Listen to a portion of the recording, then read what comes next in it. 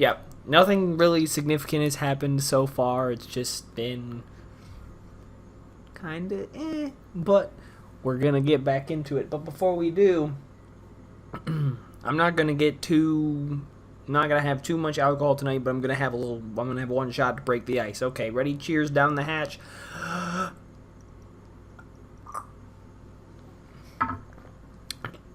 Oh, yeah. I don't need to chase that. I ain't no pussy. Alright. There we go. Alright. What day is it? School day, probably. Every day's a school day when you're in Japan. I wake up feeling alert. I don't know what that was supposed to mean, but hold on. Can you see me fine? Alright, that looks a little better, actually. Okay. I wake up feeling alert and refreshed. I got to sleep in a little more than usual, and it's made all the difference. After getting ready and finishing breakfast, Mina and I head to the bakery. It's a beautiful day, so the walk to work is fast and smooth. Well, I mean, your parents fucking run the place. It better not be far away. I hope my shift ends on time. By the way, forgive the scratches on my face. I fell off my bike the other day. It was rough. I haven't forgotten that I'm meeting Kira at the shrine afterwards.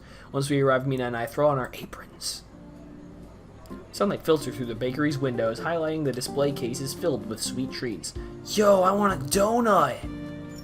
What is this green shit? What is this green shit? There's two green shits.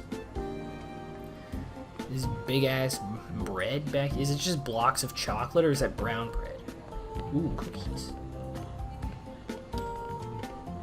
Oh, look at these cakes, bro. Those look so good.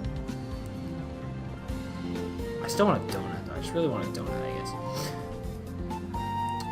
The fresh scent of bread and sugar mingles in the air, giving the place a warm and homey feeling. Aunt Emiko finishes up a transaction with a customer before ushering us over. I'm so glad you're both here. Oh, thanks, Emiko. Aunt Emiko. Emiko. She pulls Mina to the cash register. Sweetie, can you please take over the register? Mina nods and helps the next person in line. Aunt Emiko hands me a tray. Here is the latest batch of bread. Can you put them out on display for me, honey? Of course, Aunt Emiko. Thank you, dear. If you need me, I'll be in the back with your uncle working on a catering order. Wow, look at me. I'm such a good worker. I'm contributing to society right now.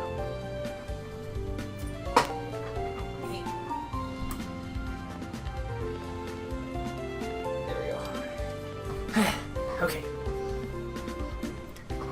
As she disappears into the kitchen, I set to work. Okay. No working for me, but working for my character, but not for me. Yeah.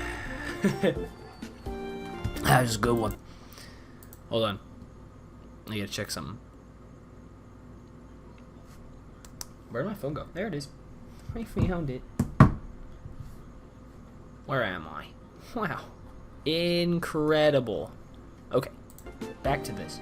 Eventually, the rush dies down. As the last customer leaves, Mina lets out a deep breath and sits at one of the tables. Well, you can't do that. Phew, it's finally slowing down. Love? What? What does your shirt say? I'm gonna guess that's Kawaii Friend Family.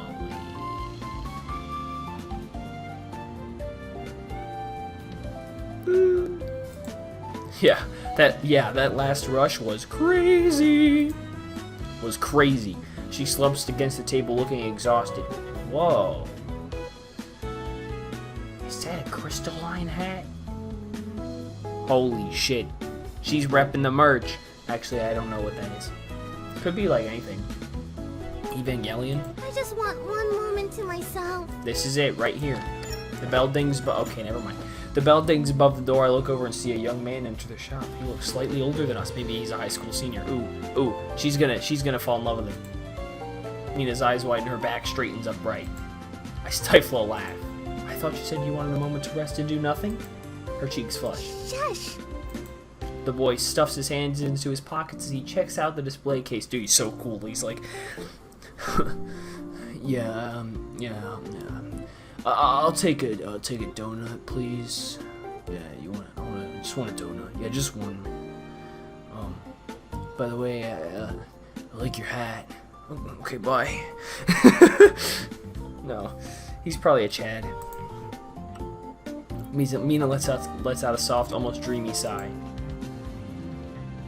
Encourage her. I gently nudge. She's my fucking cousin, okay? Yeah, I'm gonna encourage her. I gently nudge her with my elbow. She jerks, snapping out of her trance. What? You're just standing there. Go on, take his order. That's what I was gonna do. That was the wrong inflection there, but it's fine. She hurries off to the cash register. The boy glances at her and her cheeks red. Hi there. Can I help you? He flashes her an easy smile, which makes me flush even brighter. I've never been to this place before. Attractive senpai. Can you tell me about your hot cross bun options? Oh, you wanna see these hot cross buns? I feel like I could have gotten more out of that joke, and yet here I am. Oh, of course. She clears her throat. As you can see, you have some hot buns. The boy blinks. What? She sputters. Wait, I mean, your buns are fresh. I like your ass? Not your buns, my buns. Wait, no, mine, like mine from the store. I should have just done this myself. Concern settles over his face. On second thought, maybe something else. Do you have any bread rolls? He's very politely spoken. He nods. Yes, role play is very important here at the bakery. Wow, you really suck at this. Roll play? Yes. Her eyes widen. Just rolls? I mean bread rolls. A breathless, strained laugh puffs out of him. He looks around for something else to order. Maybe I'll just go with a slice of pie. Attractive senpai is being really thrown off right now. Of course. Do you want a cream pie? So you want to? Wow. This got really horny all of a sudden. Mina quickly catches herself and her face turns bright red. I mean, a cream pie. Like, do you want a slice of a pie that happens to contain cream filling? Yeah. You know what? Yeah. I take one of those. Cause it's called a cream pie. You suck at this. He blinks and nods. That sounds just fine. She looks relieved. No problem. Just 1 second, please. She's gonna get something. She's gonna get the wrong thing. Mina prepares his order and disappears into the back. That's strange. The pastries are ready to go, so I'm not sure why she's back there. She returns a moment later to ring him up after he pays. She hands him the bag. Thanks. He tries to take it from her, but Mina doesn't let go. She seems lost in a trance, staring into his eyes. He gives the bag a little tug. She snaps out of it. Oh, sorry. Enjoy your dessert. He gives her another odd look, then sits at one of the tables. When he's out of earshot, Mina lets out a low groan. She deflates against the counter. Don't worry, I like buns too. Wow, that was pretty bad. I think I'd go for this one. My mouth lifts up into a lopsided grin. So, you like buns, huh? Mina chokes. That's not what I meant.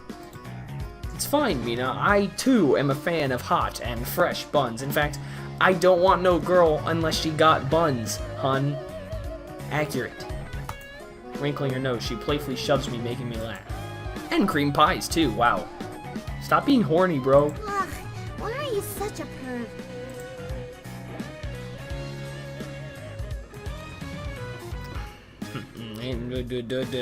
Mina's voice actress is kind of slacking in this scene. I grin smugly. You started it. Suddenly she's smirking. Wait, I'm confused. Didn't that just go really badly? Why do you look so smug? Mina grins and puts her hands on her hips. Because, dear cousin, I am smoother than you think. Prove it. Prove it. Did we not just witness the same thing? She lifts up her chin and pins me with a confident stare. Because when I was in the back, I wrote my number on the pie and frosting. What? She looks over to see that he's already eaten half the pie. Crumbs sprinkle onto the plate as he takes another big bite. Most of her number has already disappeared. Mina's face pinches in horror. No! She reaches out as if she can stop it, but it's too late. The deed has been done. My number! Her body slumps over with shame. World, why? You're just not hot enough. I laugh and pat her on the back. It's alright, Mina. Better luck next time. She groans. When the boy is done eating, he waves Thanks at us. for the pie. It was delicious. Thank you, sir. Thank you for coming here. You are incredibly attractive. Goodbye. Mina is back wearing a strained smile. The ding at the door announces his exit. Once he's out of sight, she hides her face in her hands, crestfallen and defeated. I pat her on the back. Again. There. On the plus side, work is almost over. She perks up. That's true. And my friend and I have plans tonight. Oh yeah? See? It's not all bad. Yeah, you're right. Who knows? Maybe we'll run into another cute guy. You don't know... yeah, but if you do, it's gonna go just as bad as this one did. Just don't offer him any more cream pies. I'm not your dad, so if you really wanted cream pie, you can, you know? I'm not gonna tell you what you can and can't do. How old are you again? Mina playfully shoves me, but the smile is returned to her face. Miko pops into the store. Hey guys, can one of you help us out back here with the dishes? Of course. I turn to Mina and flash her a grin. Mina would love to do the dishes. Her eyes sparkle as her mouth lifts into a smirk. Oh no, cuz. You can do it since I know how much you love doing dishes. What are you talking about? When did I say that? She hums and taps her chin. I seem to remember you appreciating the artistry of cups and the durability of bowls. Wow. Wait a minute. That's not the same thing. I was being a supportive friend. She flashes me a grin. As a matter of fact, since you appreciate them so much, you can do all of them. What? Miko beams. Perfect. We appreciate the help. Damn, is this what I get for hyping up? Okay. This is a step forward in these games because before this game, you know, Crystalline, and all this stuff, each scene was pretty much independent from each other. Like, random scenes like these didn't have any effect on future scenes, really. Like, at least not that I know of. Like, you know, rando choices, like random conversation choices wouldn't have any significant effects on, or really any effect on other random scenes like this. So, this is cool. It remembers what I did. I shake my head. Well, there's no use complaining about it. I'll be there in a second, Miko. She nods and faces me a smug grin. Don't think you're off the hook, Missy. We need help with that big catering order, so in you come too. Aw, okay. The two of them disappear back into the kitchen. I pull out my phone and text Kira letting her know that I have to work late. What the fuck, bro? What was that noise? My phone dings with a reply text. Kira agrees to push back our meeting time. Wow. Once I'm in the kitchen, I roll up my sleeves and get to work. There's lots to do, but having my aunt and uncle to talk makes it go by faster. Not my cousin, who cares about her? The rest of the workday goes by smoothly. When we're finally done, Mina and I hurry home. I'm running late by the time we arrive at the house. The first thing I do is clean the shower. There are worse things to smell like than freshly baked bread, but I don't need to make people hungry whenever I walk past. After getting dressed, I'm ready to meet Kira at the shrine. I pass by Erilyn's room, wondering if I should let her know I'm leaving. Her door is currently closed, but the information we hope to find directly affects her. Should I disturb her? So two of these ask her. I'm gonna be safe and ask her. Let's knock. Remembering how rudely she woke me up yesterday, I decided to just... It's like the evening time. She shouldn't be asleep. I rap twice on the door. There's no response. Is she asleep? I knock once more. Probably better that she doesn't join us anyway. Okay. It was worth a shot. Grabbing my things, I head out of the house and make my way to the shrine. I feel... The walkover feels longer than usual. I gotta burp again. My breath comes in gasps as I pick up the pace. Finally, I see the familiar gates. Kira stands in front of them and greets me as I approach. Hello. Yeah. You know, okay. I know I liked... Okay, so in Ace Academy, I really liked the girl Yuna. And I still like her. Like, she's super shy and cute. Like, she's definitely still my favorite. Leanna clicked for me immediately in Crystalline, but none of these girls really click for me so far. I'm not a huge fan of Kira as of right now. I'm not a huge fan of Erilyn. I think I could get down with Erilyn's like sassiness, but as of right now, they're all kind of for me. But you know, we're still very early on, so. Hey, sorry I'm late. I hope you haven't been waiting long. She shakes her head. This is the first time I've seen her out of her school uniform. I must be staring a bit too long because she breaks the silence. Is something wrong? Well, I mean, we'll give her a compliment. I mean, I don't see how that's gonna make anything worse. Wow, okay, so I'm anime protagonist moment. I snap out of my stare, feeling my cheeks burn as I look away. Kira's already beautiful to begin with, but this outfit makes her look so elegant and feminine. I could think of outfits to make her look more feminine, but I agree. The school uniforms really don't do her justice. Sorry, I didn't mean to stare. It's just that you look really great today. Well, hold on. I feel like I could do that better. Sorry, I didn't mean to stare. Well, I could do that better too, but it's just you look really great today. I'm practicing, dude. Yeah, it's just I can't be too loud, obviously. Yeah, you could have phrased that better, but my eyes widen as I realize how that sounds. Not that you don't look great every day. You should have just been straightforward about it. It's just you look great. The outfit looks nice, okay? This is one of the many things I've learned in my years of attempting to court women. Wait, when you give a half-assed compliment like this, it doesn't go over well. You just gotta suck it up, and well, once you suck it up, you kind of get used to sucking it up, and then sucking it up kind of it doesn't become part of the process anymore. But you just tell her, you just say like, hey, I really like the outfit, or you look really pretty. Like, just fucking do it. Like, when you try to back out like this, no good, pal, no good. So, and this is a good time to give her a compliment. Like, you don't want to do it immediately. Like, you want to, obviously you want to start by breaking the ice, and then once you kind of know her a little bit, that's when you give her a compliment. Our looks, personality, whatever. So don't do what this guy's doing, by the way. Not that you don't look great every day. You do. I mean, it's not like I've been staring, or is it just me, or is it getting warm in here? I feel the heat rising in my face. To my surprise, Kira bows her head in graceful nod. Thank you.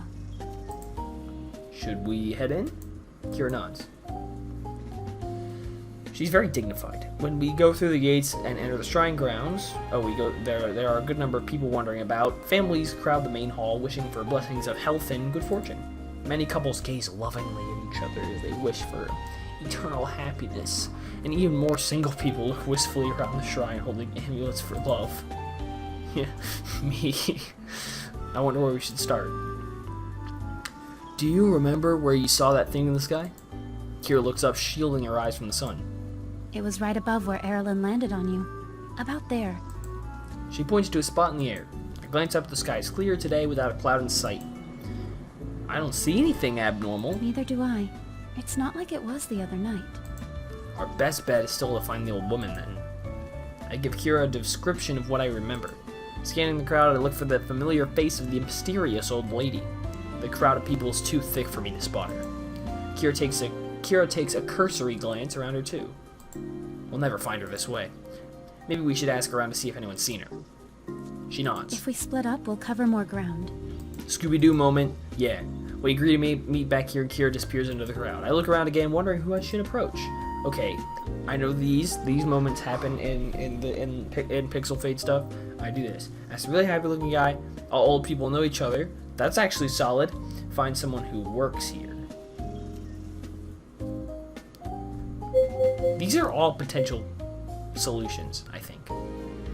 In my IMO. Let's just go in order. I don't think anything's gonna happen. I don't think we're gonna find any sign of her, so let's just go in order. I see a guy about my age with a big smile on his face. He's clutching an amulet and mouthing "Thank you" to the sky. It's a little bit weird, pal. That looks like the face of someone whose wish was granted. I approach him. Excuse me. He turns to me. What they say about the shrine is real. If you make an offering, your prayer may just be answered. Oh yeah? My heart does a little flip. That sounds familiar. Where did you hear that? Oh, from someone here. And they were right. I prayed for love, and I just got a text from the cute girl I work with. It can't be a coincidence.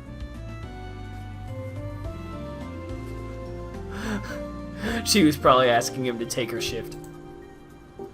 You heard that from someone at the shrine?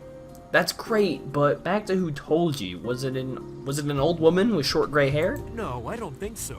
On second thoughts, I might have read it off a plaque. But that's not important. I have a date to plan.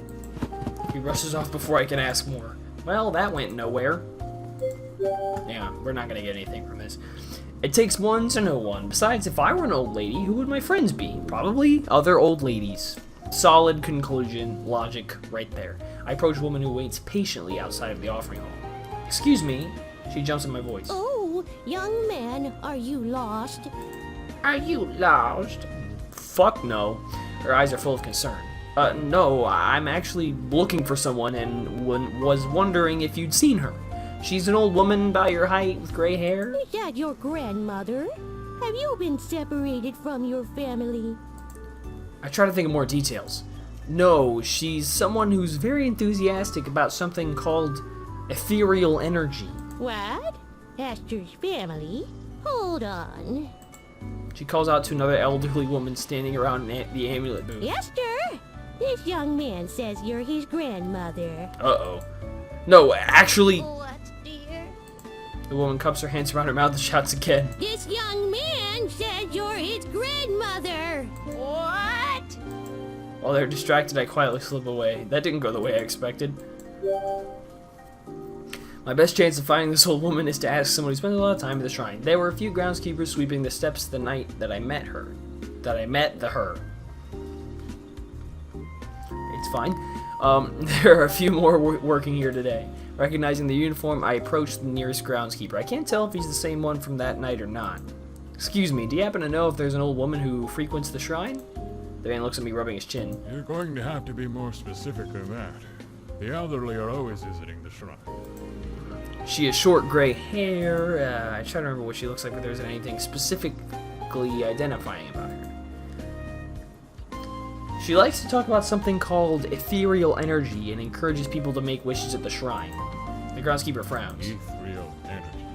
Listen, young man, I haven't got time for pranks. If you don't actually need anything, then please excuse me. He thinks I'm making things up, not that I can blame him. Sorry for bothering you. Thank you anyway. I leave him be. It's clear that nobody knows who I'm talking about. Disheartened, I return to the meetup point. It hadn't struck me till now how fruitless this endeavor was until I started asking around. Realistically, with no name or anything to go off of, what were the chances we'd find this woman anyway? Yeah, you're kind of a Dumbo, dude. I don't have to wait long before Kira returns. Still, a sliver of hope stirs in my chest. Any leads? Shakes her head, squashing the tiny ray of hope. You? Shake my head too, and I let out a sigh as I sit on a stone bench. Asking the locals was a long shot anyway. Kira sits beside me and wordlessly hands me a bottle of water. Oh, thanks. Where'd you get this? Over there.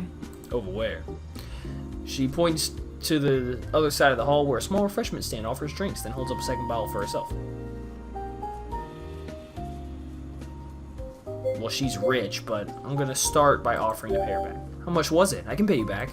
She shakes her head. Don't worry about it. She sounds firm in her decision. I don't think she'll accept any money. Alright, but I'll get it next time. She smiles faintly and nods. I take a sip.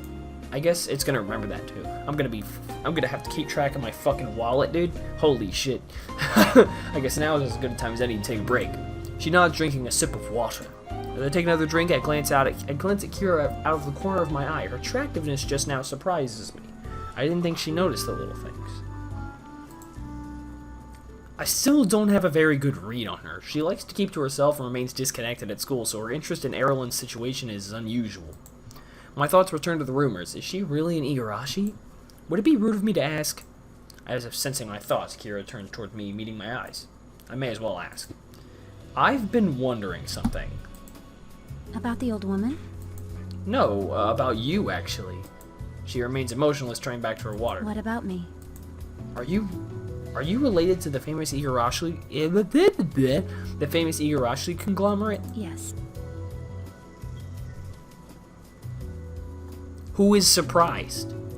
Big whoop there. The change is very subtle, but I notice it. There's a dullness in her eyes and a sharpness in her tone. Yeah, you shouldn't have done that, pal. You should have just assumed and not brought it up. Dude, have you read anything ever? The children of rich families don't like their families, okay? Every single time. Lucy Heartphilia.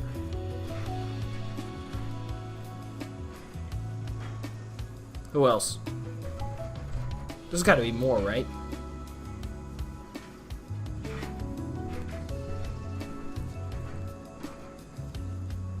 Does Leanna count? I don't know.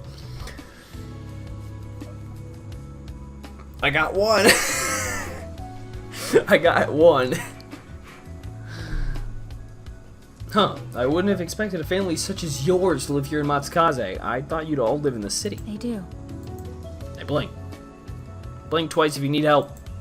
So you live here by yourself? Yo! Poggers! You know what that means, dude. Going in for the kill! She nods, keeping her expression carefully blank. When should I come over? It's a little aggressive. I don't think any of these are winners. None of these are winners. You're kind of just... I mean, I don't even know what I would say in this situation. Like, we've backed ourselves into a corner big time.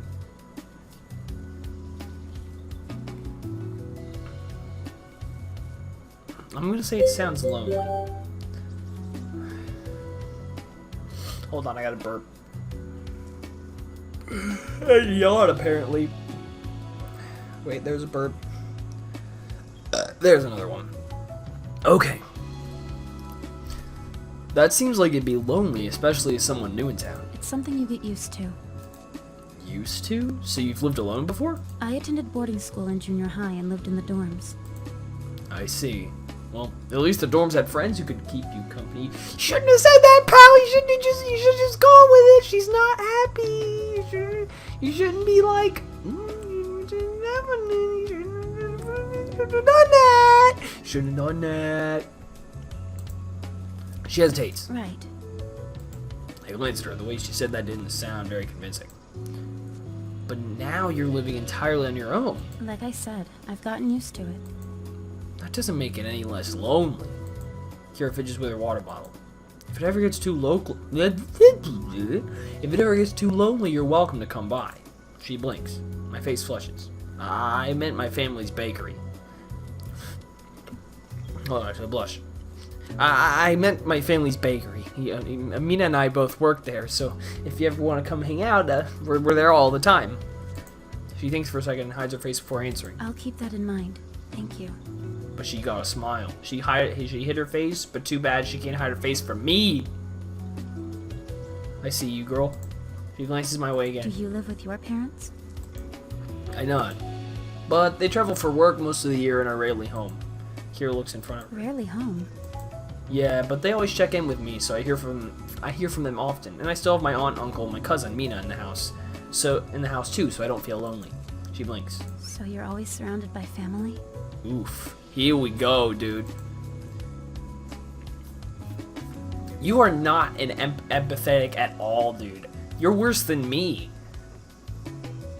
Yup, sometimes it can get a little annoying when I want my own space, but that's the small sacrifice to make. I can't even imagine how I would have gotten up for school back in the day if Mina wasn't around to wake me. cracking a joke. No, pal, you're not very good at this. She goes quiet. That sounds very nice. Her voice has a strange, hollow tone to it. She fiddles with the water bottle in her hands. Well, she filled with it like twice already. What about your family? What are they like? Kira remains silent, and I wonder if I've offended her. As she is about to answer, a little boy who looks no more than 5 years old races towards us. He's about to do something really stupid. His cheeks are rosy pink. As he skids to a stop, he sticks a palm out in front of us. Give me money. Wow, that's not the stupid thing I was expecting. He's like 5 years old? That's rude.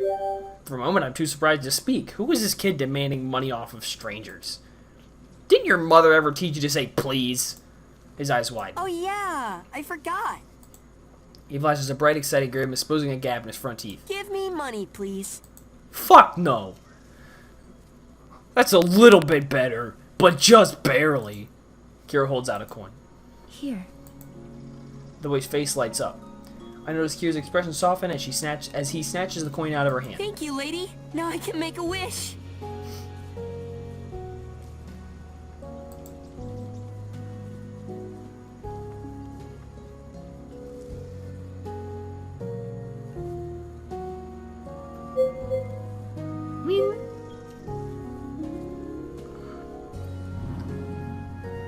I shouldn't do that. That seems a little much.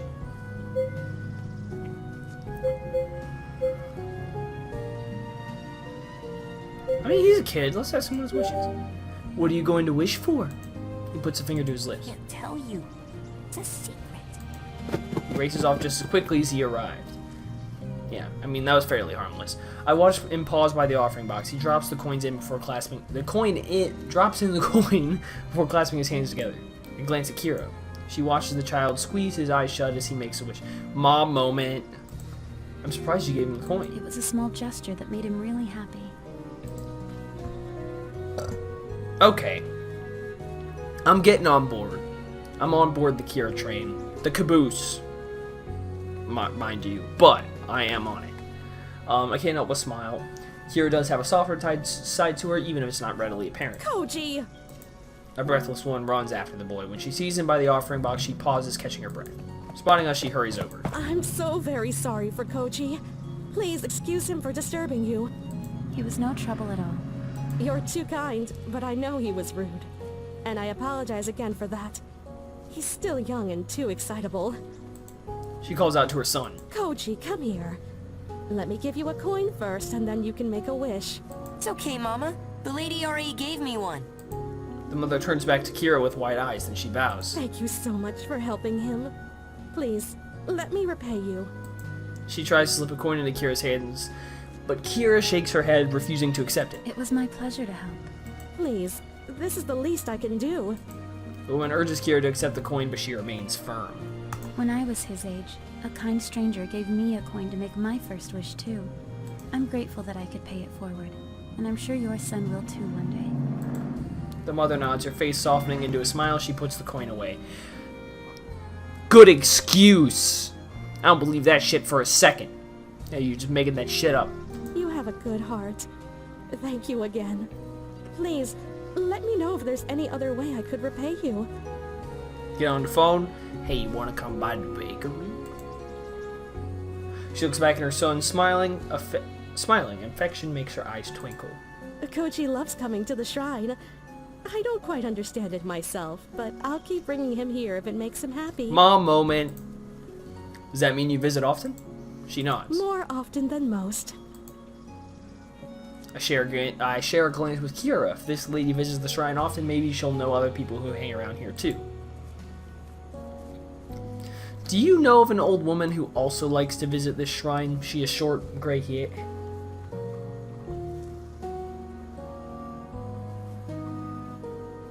Is that my computer?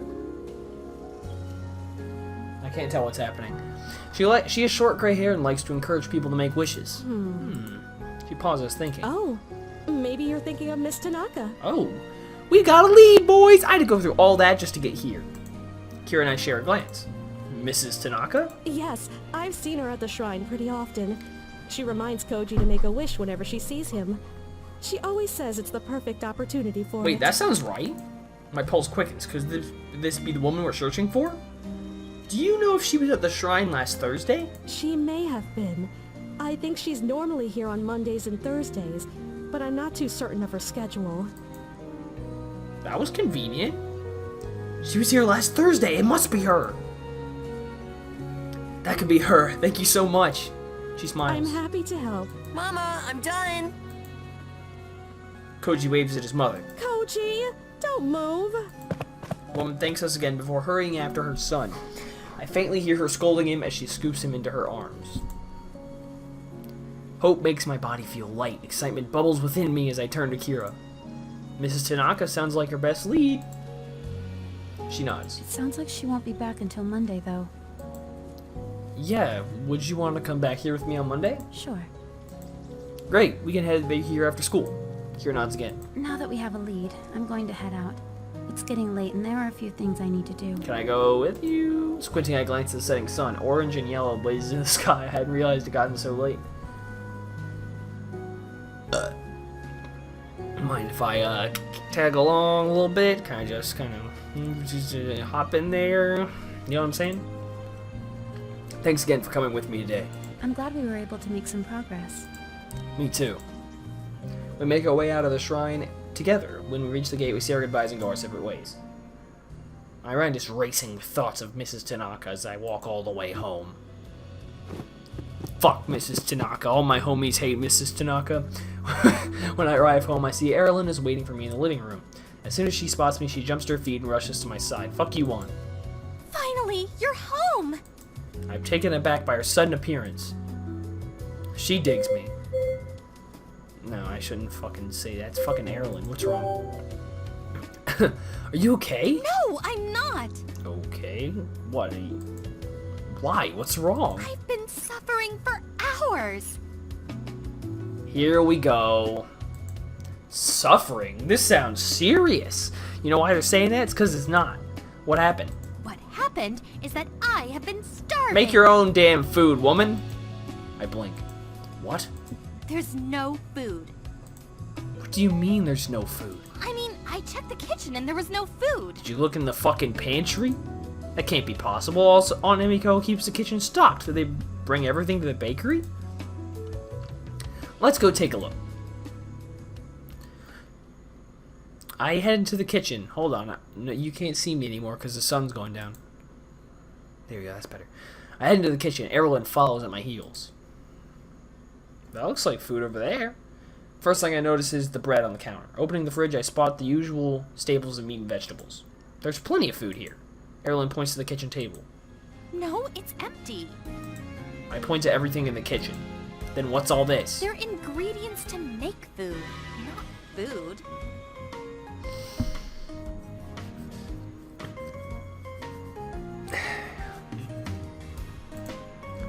Then put those ingredients to use. She looks as if I suggested she eat her arm. There's bread, ham, and cheese. You could have easily made yourself a sandwich. See? Make me a damn sandwich. Erilyn stares at them blankly. Make a sandwich? Yeah. Yes. She continues to stare at me. Considering her reaction to the sandwich we ate the other morning, I have a strong feeling I know the answer to the question I'm about to ask. Have you ever made a sandwich before? Of course not. Well, get fucking used. Get fucking ready. I'm about to blow your fucking mind. It's easy. All you do is grab the bread, make sure you add any condiments to it, grab your filling, layer them on top. Hold on. What? I'm hearing a whole lot of words coming from you, but don't understand how any of that will cure me of my famine. I sigh, biting back my frustration. If you would listen, then you would know. No, pal. No, pal. You don't tell her. You show her. She sighs and puts a hand on her hip. She already did that. Finally. Like I was saying, all you need to do is put the condiments and filling between the two slices of bread. That's it. Erilyn blinks slowly, her expression remaining flat. You're gonna learn today! I don't care if she really doesn't understand what I just said. If she's pretending, she's gonna have to make the sandwich herself. No? You don't want to? I shrug. I guess you aren't that hungry after all. Her eyes widen. I haven't eaten all day. Well, I just told you how to make a sandwich. You should try making one. I cross my arms, remaining firm in my choice. She looks away and flicks her hair in response. Yes, well, it sounds easy enough. If the simple common folk can do it, then I certainly Yeah, can you're as well. damn fucking right. Great. She looks awkwardly at the ingredients. Maybe she really does need more help than that. You know what? All of the talk of sandwiches is making me hungry too. I think I'll make one for myself. Just as long as it doesn't interfere with my royal sandwich. She watches me closely as I grab the first slice of bread and put it in my plate. On my plate. Then she mirrors my movements. Erin continues to sneak glances my way. I pretend as if I don't notice, but slow down so she can follow me. Follow how I build my sandwich. This is compelling gameplay right here, dude. This is the kind of gameplay you go to professional channels for. Reading, me teaching sheltered princess how to make a ham sandwich. Everyone clap. Everyone. Every last one of you better be fucking clapping right now. I deserve it. My water bottle isn't open.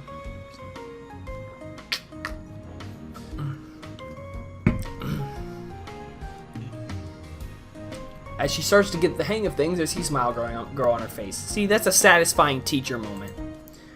She watches me spread mayo on one slice of the bread and looks curiously at the condiment. Dipping some on a spoon, she tastes it and her face lights up. Wow. Really?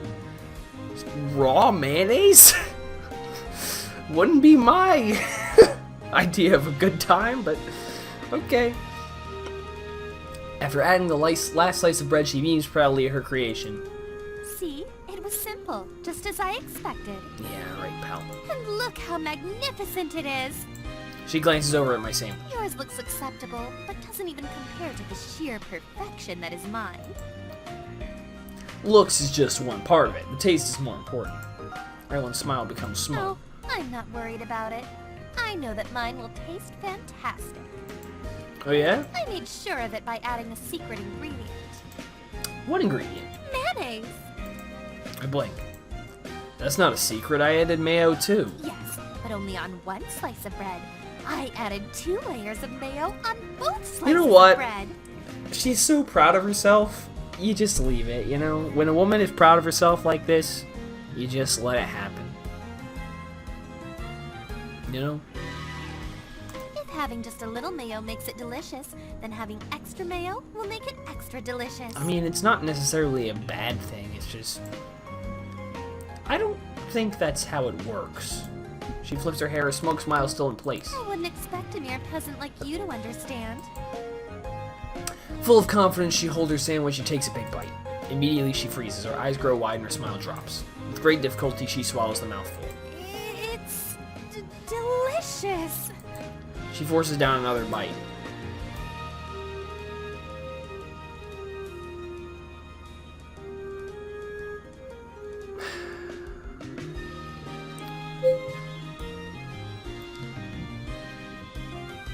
It's her first time.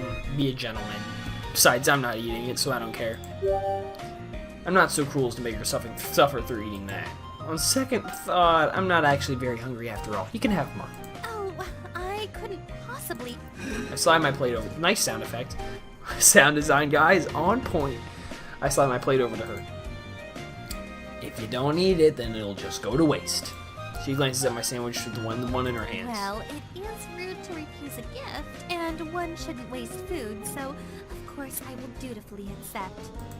Putting her sandwich back on its plate, she takes a bite out of mine and sighs happily. Is it good? Yes! She blushes at me. She blushes at her outburst before quickly covering up. I mean, it's obviously not as good as mine was, but I'll make do. I can't help but smile. Once we're finished eating, Erlen stretches in a wide yawn. Oh my, well, I'm going to go and rest. I've had such a long day. Doing what? A long day of what? Of merely starving to death. Trying to just survive takes so much energy. Every day seems to be a long day for you. She glares at me, putting her hands on her hips. It's not by choice, I assure you. I smile in response. If you're ever stuck in a similar situation, at least now you know how to make a sandwich. Her face melts into a proud smile. Yes, all in a day's work. I'm very proud of yourself. Good for you. She turns to leave. Your plate? Pausing, she briefly glances at it, then flicks her wrist into dismissal. Oh, yes, I'm done. You can take it away. Good night. Rude? She gracefully exits the room. My gaze goes flat. Next time, I'll have to teach her how to do the dishes. I clear the plates and clean up the kitchen before going upstairs. Mina's still out with her friends, and Emiko and Uncle Hajime are closing up the bakery. I feel like Emiko and Hajime is a reference to something. It's gotta be, right? Taking advantage of the quiet, I get started on my homework. I work until I lose focus, and then I browse the internet for a bit. Wow. My eyes struggle to stay open, I get ready for bed. Before long, I am fast asleep.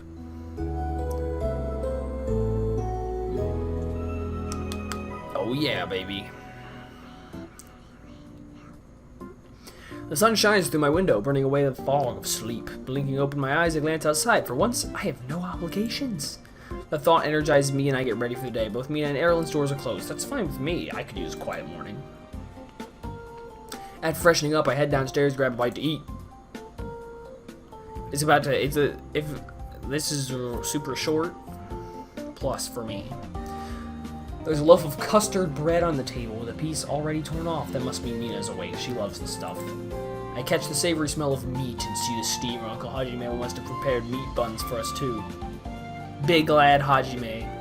After eating, I clean up and relax in the living room where the ring of the doorbell surprises me. I'm not expecting anybody. I wonder who it is. It's motherfucking Kosei. When I open the door, I'm greeted by Kosei's smiling face. My man! Yo, he's a pimp! I have the day off, so I thought I'd swing by. He's a fucking pimp.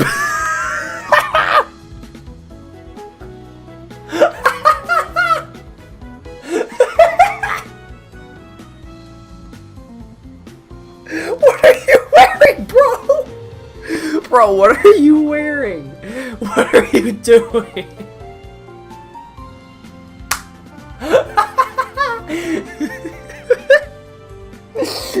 Yo, he looks like such a dickbag.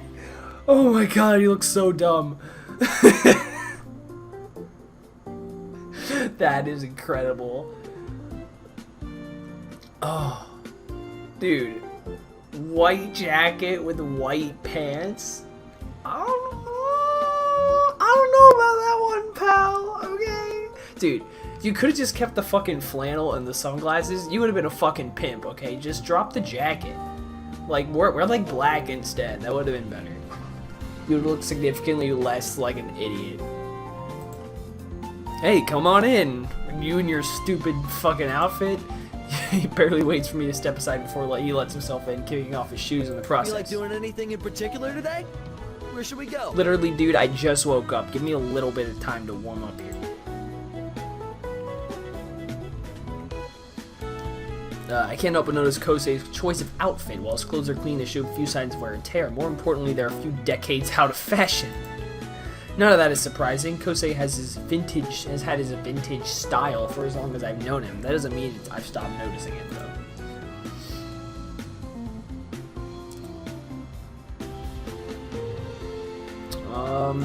Why would I comment?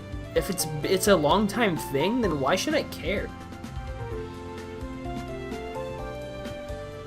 Fucking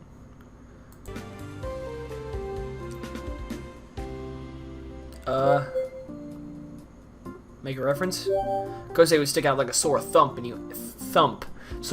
if he went anywhere other than the past. The 90s called. They want their clothes back.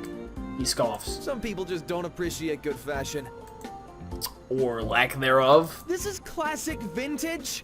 It's the epitome of fashion these days. Bro, what? Are you a hipster? Are you sure you aren't just wearing old hand-me-downs? Of course not. I bought this with my own money. There's no better way to stand out than to deviate from the norm. The chicks? You want a girlfriend, dude? You better stop dressing like that. He's got the standing out part right. But to answer your question, I don't have anyone in mind. What about you? Kosei shakes his head. Not particularly. We can stay in instead. I'm all about So relaxation. you wore this fucking outfit. Are you trying to stand out, boy? Works for me. We could play something on the console. Yeah, man. It's been a while since I got to demolish you and Crash Bros. Bro, is that Crash Bandicoot Brothers? Holy shit. We head up to my room and search through my games. Wow, I thought we were just gonna skip that part. Kose excitedly checks out the newest release my parents brought back from their latest business trip to the US. Oh, here we go, dude. Reference time. I usually get a game before he does, and we'll try it out together. After booting everything up, we select teams and start to play. So, are you looking forward to the club fair next week? Oh, fuck, club fair. Yeah, are you? Definitely. I know which club I want to join now, too. Are you gonna join the fucking soccer club, bro? Soccer. Gives me a knowing What look. about you? Which club will you join? Fuck if I... Holy shit. Anime club.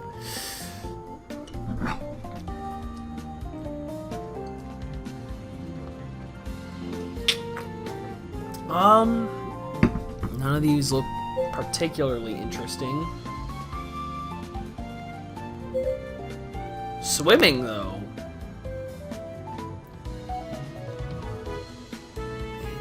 Anime club is just gonna be full of fucking nerdy guys. I don't know if it actually matters or not. So, but just in case it does, I'm trying to be careful. It's either science, acting, or swimming. I don't really want to do soccer.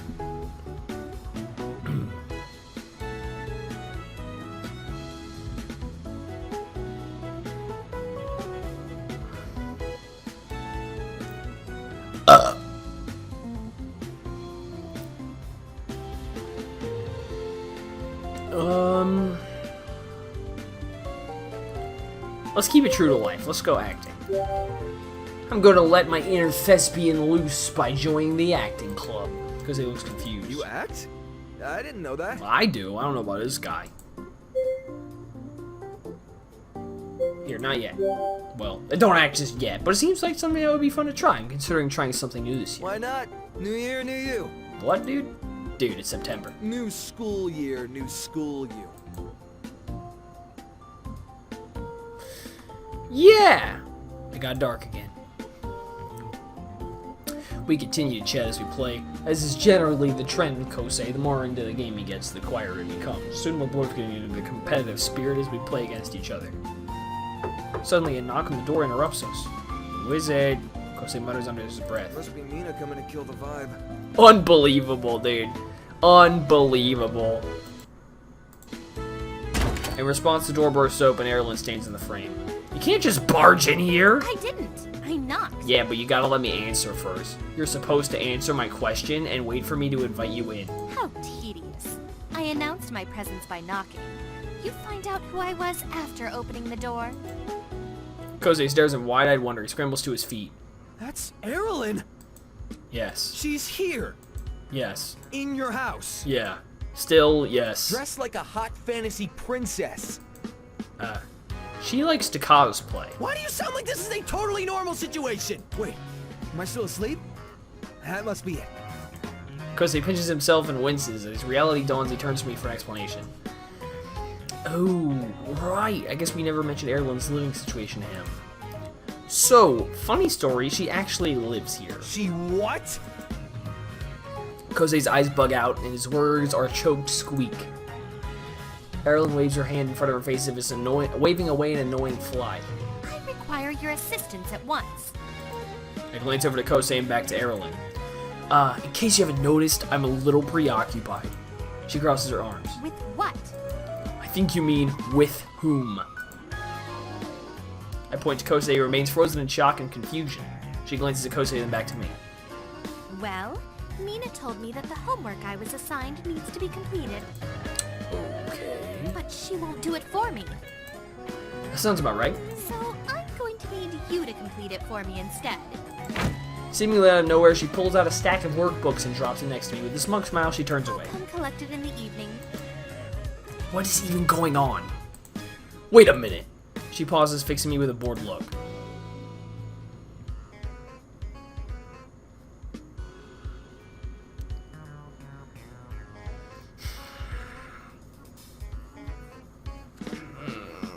She's being an asshole. What do we do, dude? What do we do, bro? What do we do?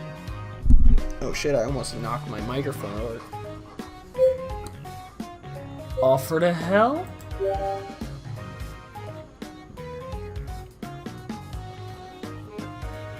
Maybe? Insisting I do her homework isn't the right tactic, but she clearly needs help and I shouldn't ignore that. I won't do your homework for you, but if you need help, then I can help you. Erlen sighs, then settles at my desk, resigned to her fate. Very well. If that's how it must be, then let's get started. I literally just said I'm preoccupied. I meant later. I'm still hanging out with Kosei right now.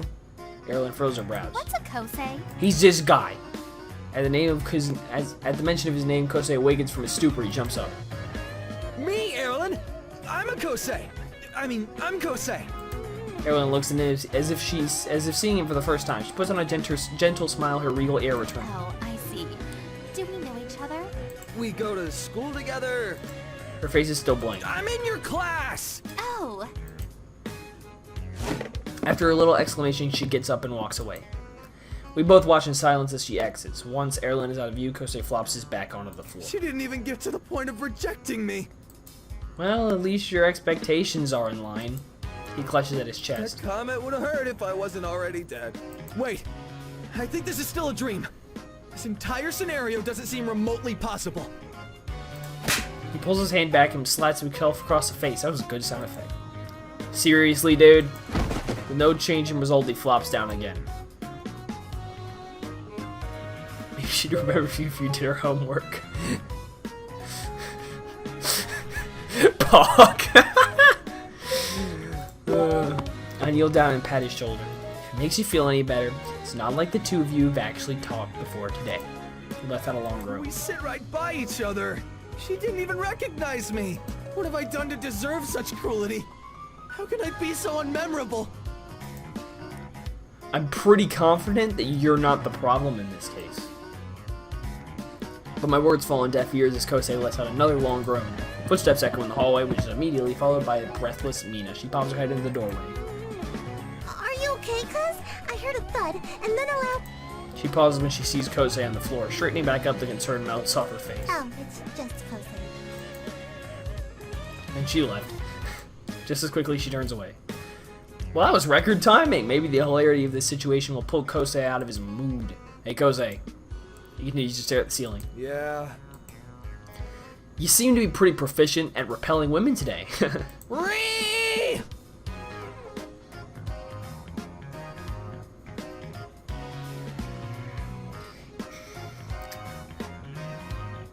I think what you were going for is... You see, better communication between writers and voice actors is necessary in this situation. Come on, fellas. Get it right. No one person is to blame. You blame everybody. You don't just yell, "Ree!" You don't yell, "Ree!" You know, you gotta like... Come on, bro. This guy, whoever did this guy, he's good, but he didn't quite get the meme. He didn't get the meme. No one gets the meme. No one gets the meme. Kosei finally sits up. His face is grave as he returns to his I feet. need to go home, man. Why? What's wrong? Kosei shakes his head. I need to do some introspection or something and reevaluate my life. Or we could just keep gaming. He shakes his head again. No, not even video games can fix this. I'll see you later. Kosei shovels out of the room. I follow him to the front door and send him off, trying my best to encourage him. He'll be fine, I'm sure of it. Well, pretty sure of it. Anyway, with Kosei having a 10th life crisis and Mina at work, I have some free time. Who should I hang out with?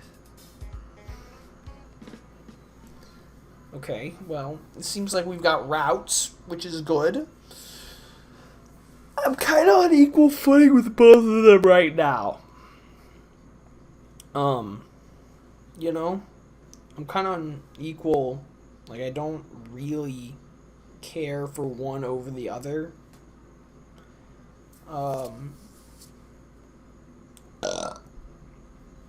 So, but let's,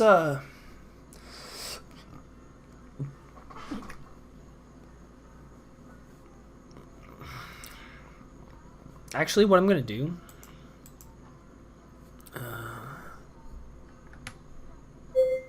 I'm gonna save my game right here.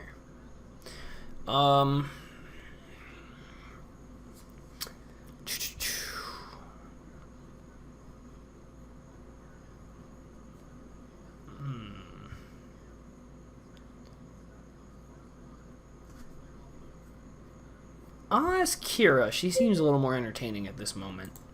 I wonder what Kira's doing. She seems interesting. It might be fun to do something outside of school or investigating Erlen's situation. Maybe I should see what she's up to. I pull my phone and dial her number. She picks up after a few rings. Hello? Hey, Kira, how's it going? Well,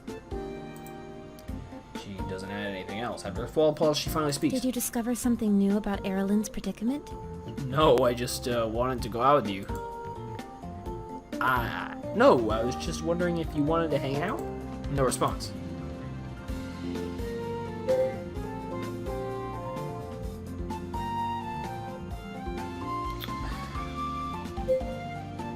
Wait for her to respond. Oh, She sounds surprised. So, are you free? She pauses. not exactly. I'm about to attend a comedy show. Huh, she doesn't strike me as someone who's into that. I see. No worries then. Sounds like it'll be fun. Takes another few seconds for her to reply. Do you like comedy shows? Here we go. Here we go. We're getting somewhere. The question catches me off guard, but I quickly recover. I've never been to one, but I'd like to check it out sometime. I see. Another pause. Would you like to go today? Is Kira asking me on a date? She's usually more... No, dude. You literally ask her to hang out. She's inviting you to go on the thing she's about to do. Are you stupid?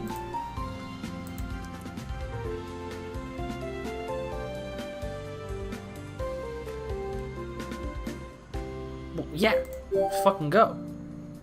Man, who cares if it's a date or a comedy show? Sounds fun, so I may as well go. Sure, I'll go. Cool. I have an extra ticket you can take. That was convenient. Oh, did someone cancel on you? No. So she has 2 tickets, but was on it planning on going alone? Strange. Let's meet there in half an hour. Okay, cool. See you then. After we hang up, Kira texts me the address to the local venue, and I hurry to get ready. Throw on some jeans and a t-shirt. These things are normally pretty casual. Once I'm satisfied, I scarf down a quick meal and make my way outside. Cool. I think I made the right decision. I think I made the right decision here, because this seems a little significantly more interesting than probably what I would be doing with Erlen. I mean, I could be wrong, but like maybe we would go, I don't know, do something else, but Walk isn't too bad. Even though the hour is late, the sky is still light, so I have no trouble finding the place. A soft breeze ruffles across my skin the whole way, making the trip easy and relaxing. I find Kira standing inside the auditorium. Most of the seats are starting to become filled. Hey. Same outfit, it's fine. She looks up. Hi. Thanks for inviting me to come along.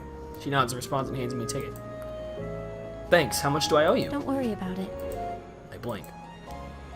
Really? Yeah, they were a gift from my parents. No wonder she has 2 tickets. Her parents must have given her one so she could invite a friend. I smile. Ah, okay, thanks. Together we head inside. A man at the door checks our tickets and guides us to our seats. It's pretty crowded. The club is low lit with tables and chairs scattered about. There's a stage with a microphone set up in front of a row of curtains. So, do you go to these shows a lot? No, not very often. As if on cue, a man wearing jeans and here we go, and a Hawaiian shirt walks onto the stage. He sets down a bottle of water and picks up the mic. Good evening, Matsukaze. I'm Joey Fallon. It's great to be here with you. Okay, sorry. I was like, for some reason I couldn't remember who that was a parody of. Jimmy Fallon, of course.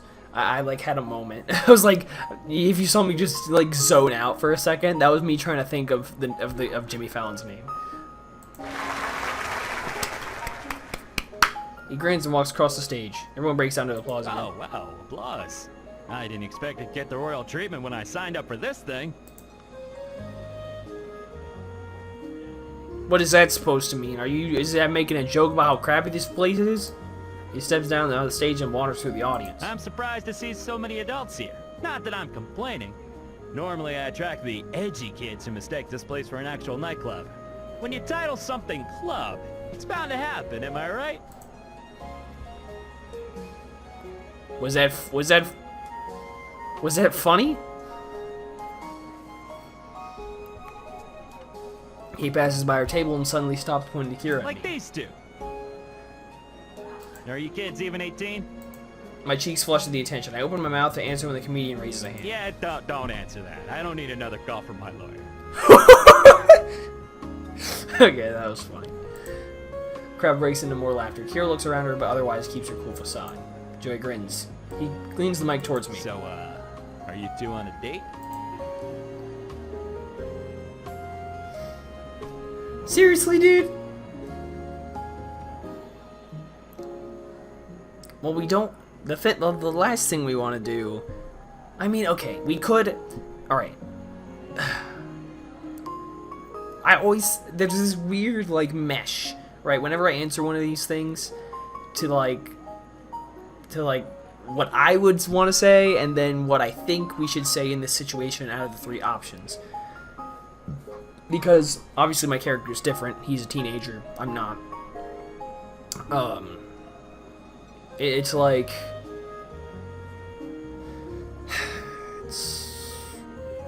Because I don't know if I want to be, like, super confident about it, but... I mean, because I think what they're probably expecting me to do is the first one, which isn't a bad thing. I don't think we should not respond.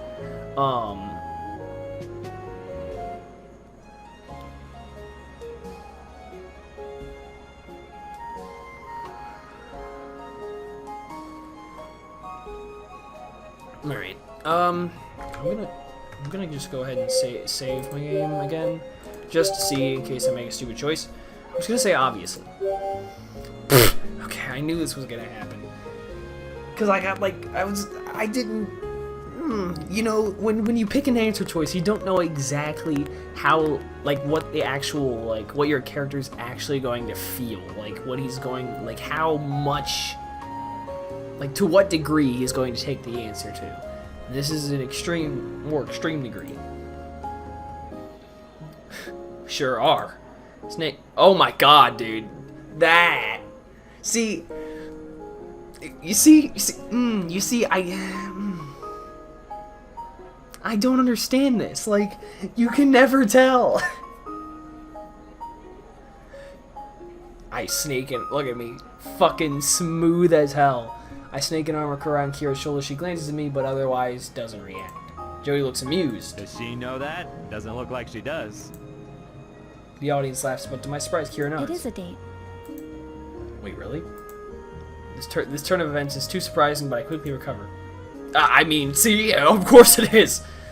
Joey turns towards the audience, his arms open wide. There you have it, everyone. Mystery solved. Okay, that did not go nearly like I imagined it would, but it's fine. The comedian leaves us and continues on with the show. He goes into a funny monologue about relationships and marriage, which has the audience roaring. Women, am I right? Got his ass. It tells a joke that makes me dissolve into laughter, but Kira only smiles. In fact, no more than a light chuckle escapes her the whole show. When it's over, the comedian bows and everyone erupts into applause. Have a great night, everybody. Thank you. That wasn't even in the script, but he said it anyway. This man's good.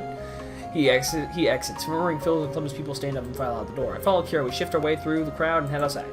Every evening has fallen by now. The street is lit up by street lamps and a few stray stars. Who the fuck? Yeah, I paid my fucking rent. The street is lit up by... Oh, I did that. The breeze feels cool and nice after being in that warm crowd. You know, I think it's good, right? Like, I think it's good that we're spending time with her, because this is the breaking her out of her shell moment, which is what we want. So what'd you think of the show? It was funny. People keep fucking sending me shit.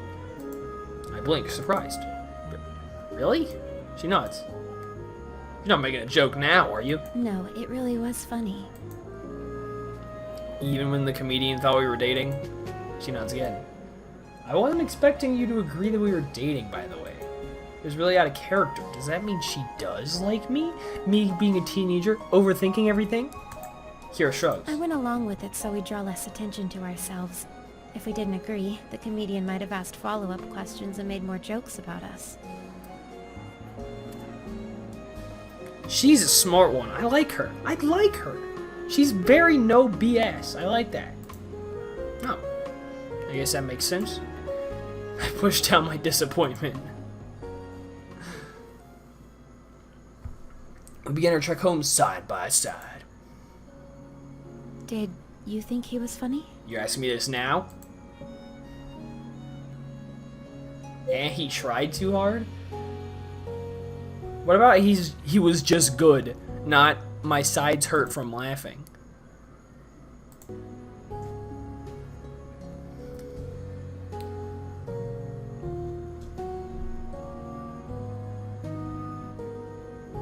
We might as well just go on with it. Fucking emails. Huh? Oh yeah, I liked him a lot. I laughed so much my sides hurt. I'm glad. You seemed like you enjoyed yourself. I'm thrown off by the comment, but in a pleasant way. I didn't expect her to notice me. Yeah, I really did. To be honest, I was surprised you suggested a comedy show to begin with. How come? I don't know, you just never struck me as the type to enjoy it. Oh. Silence falls between us. Kira keeps up her steady pace beside me. After a moment, she takes in a slight breath. If it weren't for my parents' tickets, I wouldn't have gone. But given the circumstances, it would have been a waste not to go. True, they kind of sent the tickets out of the blue. Actually, they send me tickets whenever they hear a show is in town. You shouldn't assume things like that, pal. Really? That's pretty nice of them. She shrugs, seemingly different about the situation. They assume I love going, even though I've never told them that. Oh, then how did they get that idea? They took me to a show once when I was a child, and I found it funny. Great. I wait for her to continue, but she doesn't. That's it. Kira nods. I want to give her parents the benefit of the doubt, but I can see why Kira doesn't value those gifts. They feel like an afterthought. Well, do you actually enjoy attending comedy clubs? She pauses in thought as if contemplating this for the first time. Then she nods. Yeah, I do like it. I like going with you. A little aggressive, but it's the right time for it.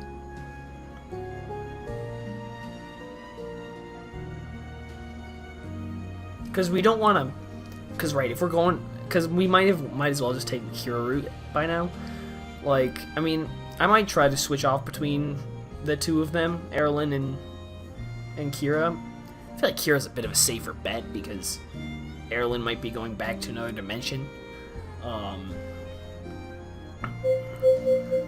But maybe she won't. Maybe it'll be a reverse crystalline situation, which I think it will be. But maybe, I don't know. There's still the connection that I mentioned last time between the Dawn people, Erilyn Dawn and Leanna Dawn. There's still that going on, which definitely has some... There's definitely something about that that's gonna be revealed, like, the end or something. I'm almost positive. Alright, I'm gonna go for... You know what? Okay, actually, I'm gonna save again, just in case I say something stupid, which is constantly. Just in case, but I'm going to go for the gusto here. A sly smile... Here, he knows. He already knows what he's doing. A sly smile tugs at my mouth. That was... Okay, that was pretty good. Okay, look at you, pal. I like them now, too, especially since I got to go with you. If I ever snag tickets for another show, you are more than welcome to join. There's a ghost of a smile on Kira's lips. I'll keep that in mind. Thank you. We stop at the fork in the road. This is me. Thanks again for inviting me. I had a great time. You're welcome. Are we still good for Monday? Yes, at the shrine. Cool. See you then. After saying goodbye, we split off into our separate streets. That was very reasonable. That was very reasonable.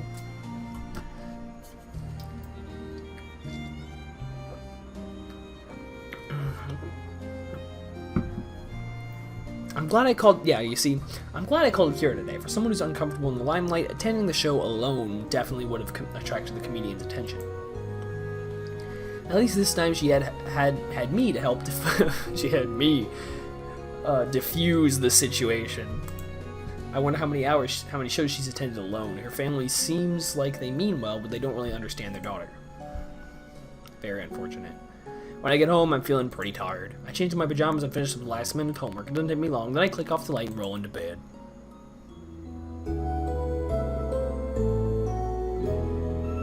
that was fairly reasonable.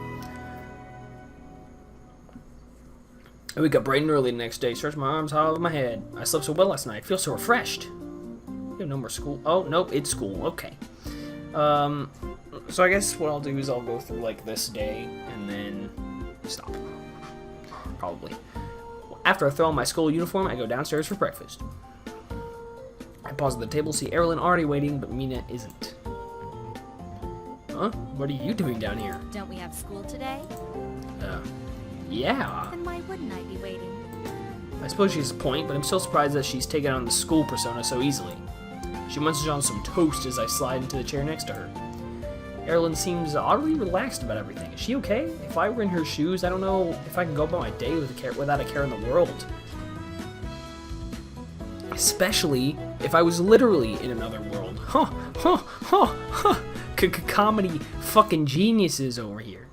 Comedy fucking geniuses, I say. Ask how she's feeling. Hey, Erilyn, how are you so calm about all of this? All of what?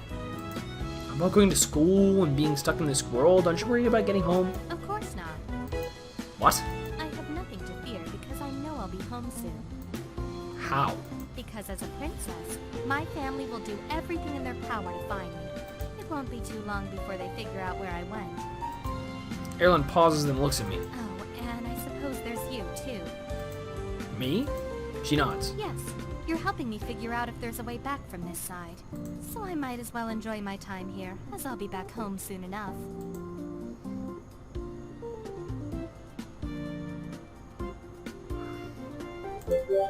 She makes a good point. I can't imagine her family back home wouldn't be looking all over for her. Well, hopefully they find you soon then. She nods. Mina finally arrives downstairs, shifting her bag over her shoulder. Good morning! Morning. Are you guys ready to go? Erilyn and I nod. We grab our lunchboxes and some fresh bread on the way out. Delicious taste of strawberry jam melts over my tongue as I push open the door. It's another beautiful day. A nice breeze filters through the trees and rustles the branches over our heads as we walk. Eventually, Kosei meets us on the way there. He grins and waves as we come around from around the corner. What up, boy? When we arrive at school, the place is buzzing with students. A few are scattered about finishing up some last-minute homework, but most are talking animatedly to their friends. What is everyone so excited about? Well, I don't know. No idea. We get to our classroom and I plop down on my seat with a sigh. Miss Sato is in the front of the room scribbling something on the board. Oh, it's the hot teacher. Yes! Oh, it looks like club fair is happening today. That's what all the commotion is. Mina perks up. Oh yeah, that's right! Erilyn looks confused. What is a club fair? It's an event where the school showcases all of the clubs it offers. They have all different kinds to choose from, and it's super fun checking all of them out. Close. Why do you bother checking out the other clubs when we all know you're just gonna choose swim club anyway? There's nothing wrong with seeing what else is out there. Neil leans forward on her desk and smiles. Do you like swimming, Erilyn? Maybe we could be in the club together. Erilyn hesitates. She doesn't seem thrilled by the idea. No need to decide right now. They have a lot of clubs to choose from. Just browse and see what you like. Erilyn nods and doesn't say anything else. Misato wipes her hands after she finished writing on the Good board. morning, class. Dude, she's hot. Just a quick announcement. The club fair will be happening today. It's a mandatory event, so make sure you all attend. Yeah, she's hot. Dude, she's hot. Because of that, let's get started with the lesson. Please open your textbooks. We'll continue our lecture from yesterday. Yesterday? I didn't do shit yesterday. There's the sound of ruffling pages. I crack open my notebook to take notes as she begins the lesson. Rest of the school day is uneventful, but it goes by at a decent pace. Having Mina, Kosei, and Erilyn makes time go faster.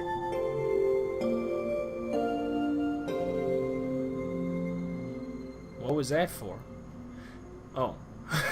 Eventually the bell rings and we're dismissed for the club fair. Everyone shoots to a stand and collects their shit. Okay, everyone, come with me. You got it, Miss Sato.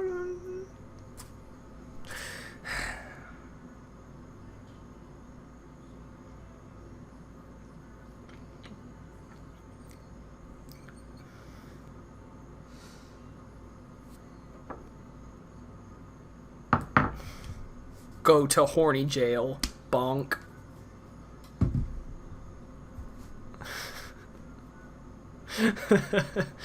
We follow Misato out the door.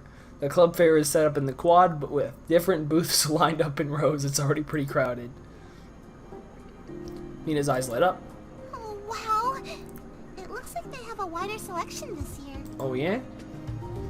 I glance at Erilyn, who boredly surveys our surroundings. Do you want to look around? Is there a point? I'm not going to be here long anyway.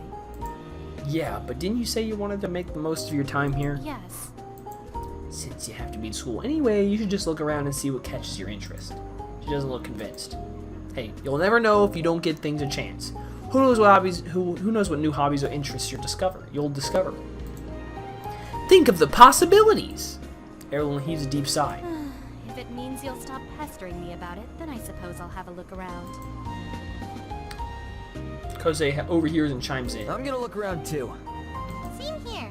How about we meet back here when we're done? Sounds good to me. Once we're all agreed, we branch off in different directions. I'm about to set off when I spot Kira's long dark hair in the crowd. She happens to glance my way and we make eye contact. Carefully, she makes her way over to me. Hey, are you enjoying the club fair so far? It seems interesting. Do you have any idea which club you want to join? A comedy club, perhaps? I flash her a smile, trying not to chuckle at my own joke. I think I catch a faint smile from Kira. I'm not sure. There are a lot to choose from. Yeah, I haven't had a chance to look yet. Kira nods. I have, but there are more I still want to see.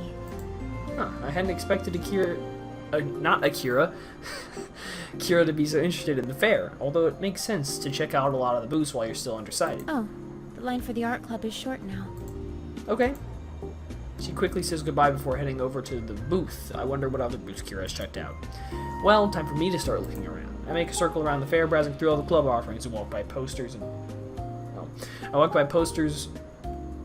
advertising clubs ranging from common interests like debate or dance to more obscure ones like Hikaru Dorodango, which is apparently just dirt polishing. Seems like there's a club for everything. Most clubs, especially the sport and technical ones, are looking for people who already have experience in junior high and will accept beginners. A lot of the others have already hit their new member quota. I didn't realize the clubs filled up so fast. No wonder it's been a mad dash. After I finish my first loop, there are 3 available clubs that are accepting new members: the Good Samaritan Club, the Science Club, and the Kendo Club. Good Samaritan Club. More info for science. I was thinking about science anyway. Bam. As I approach the booth, a guy with blonde hair and glasses greets me. Hello, are you looking to hear more about the science club? He seems cool. Kaito? He seems epic. Yeah, bro. I want to know about science. Oh, bruh moment. Oh, okay. I was just being stupid. Yeah. He nods. I'm Kohako Kaito, the president of the club.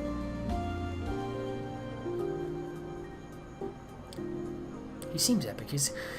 These guys usually are like references, and sometimes they just fly over my head.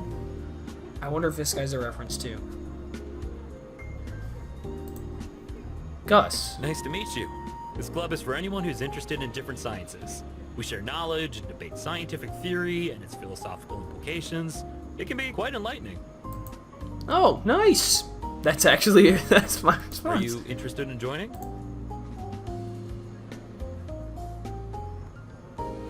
What did he say?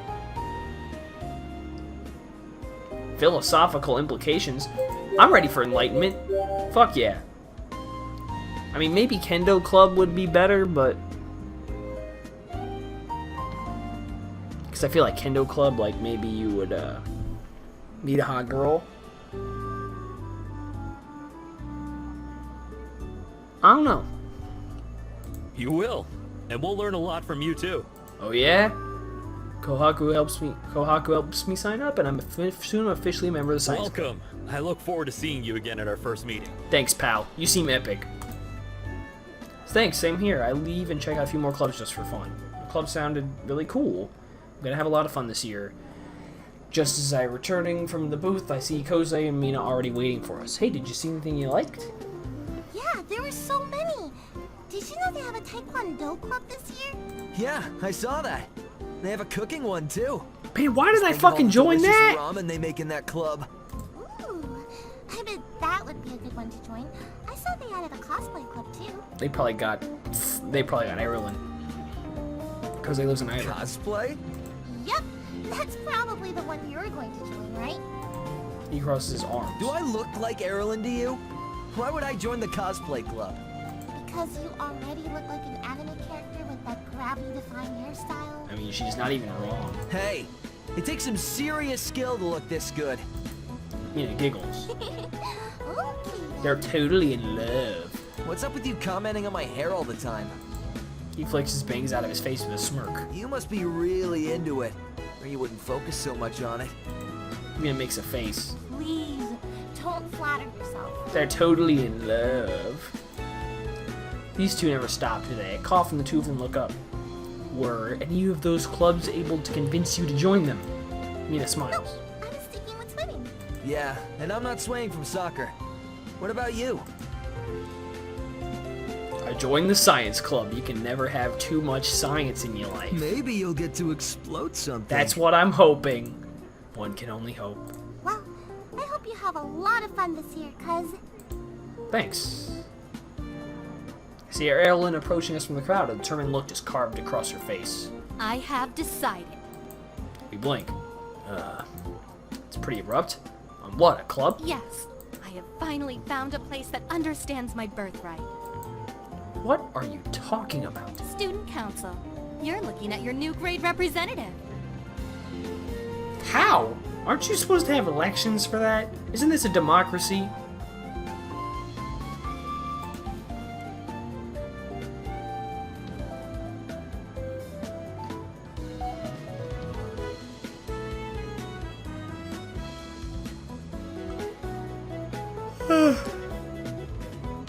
Yawn moment. Let's do this one. You're for democracy? I'm for the freedom of the people, if that's what you mean. You are? Yes, freedom for them to finally see what they're missing, and to hand over their votes for my reign. Mia's face lights up. I had no idea you were interested in student government. You should definitely run if that's what you're passionate about. Kosei nods. Yeah, you'd have my vote. Erilyn lifts her chin with a smirk. Huh, you see? Even this complete stranger would vote for me. You mean Kosei?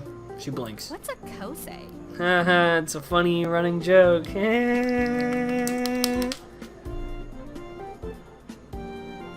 Do I look amused? It's harmless. It's just I feel like I'm above that. I'm not above that humor. It's funny. It's funny. It's fine. Kosei sputters. What? Are you kidding? We've been through this! We have? Yeah, don't you remember? Silence. We just spent the whole school day together. More silence. We literally all came to the club fair together as a group. Oh. She smiles and walks away, leaving him in the dust. Seriously? He clutches his chest and flops onto the floor. Why doesn't she realize I exist? I love Kosei's mental breakdowns. He just falls onto the floor and just cries. Mina stifles a giggle while I shake my head. I suppose you can get your revenge by not voting for her. Kosei sighs. Oh, it's okay. I'd still vote for her. She's hot. The bell rings and signals time to get back to our classes. Talking about timing. Follow the group of students back into the hall. Erilyn seems excited now that she's decided on something she likes. Good for her. As we take seats in our class, everyone is still talking about what clubs they're joining this year. Misato enters the room and claps her hands to get our attention. Hello, Misato. Hello, hi. Please sleep with me.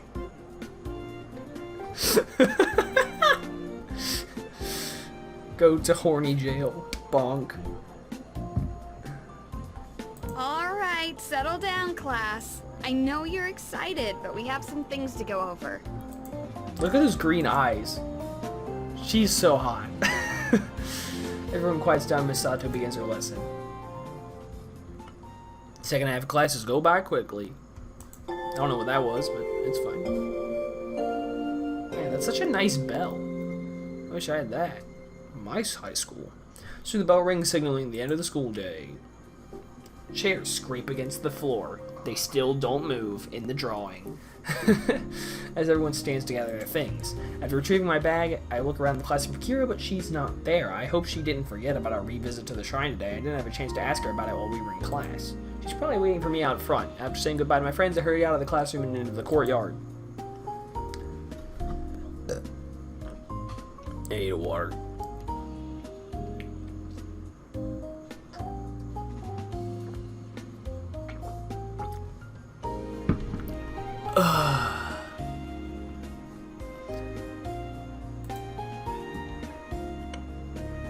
Her bag is swung carelessly over her shoulder. She frees her hair from the strap, letting it fall down her back. She had it tied up earlier? I want to see it. She glances at me as I approach. Hey. Hi. You ready to go? She nods. Wow. We head out of the courtyard and pass through the school gate. Soon we're on our path towards the shrine. Thanks for coming with me. Kira nods again. I just hope that Mrs. Tanaka is there. Same. I soon recognize the shrine gates in the distance. The closer we get, the more my stomach twists into knots. I really hope we get some answers this time. As if sensing my thoughts, Kira picks up the pace. She's a mind reader, I knew it. When we arrive, the shrine is quiet. A few people wander the grounds enjoying the tranquility. We head towards the offering box. Seems like a place for volunteers or staff members to frequent. Kira grasps something with her hand and momentarily holds it against her chest. What's that? She opens up her palm to reveal an amulet. It's for luck. You're my lucky charm. Damn, bro. Calm down. I kind of want to say that, though. Like, high key, a little bit. Oh, I shouldn't have done that. Oh well, I guess I'm in the science club now.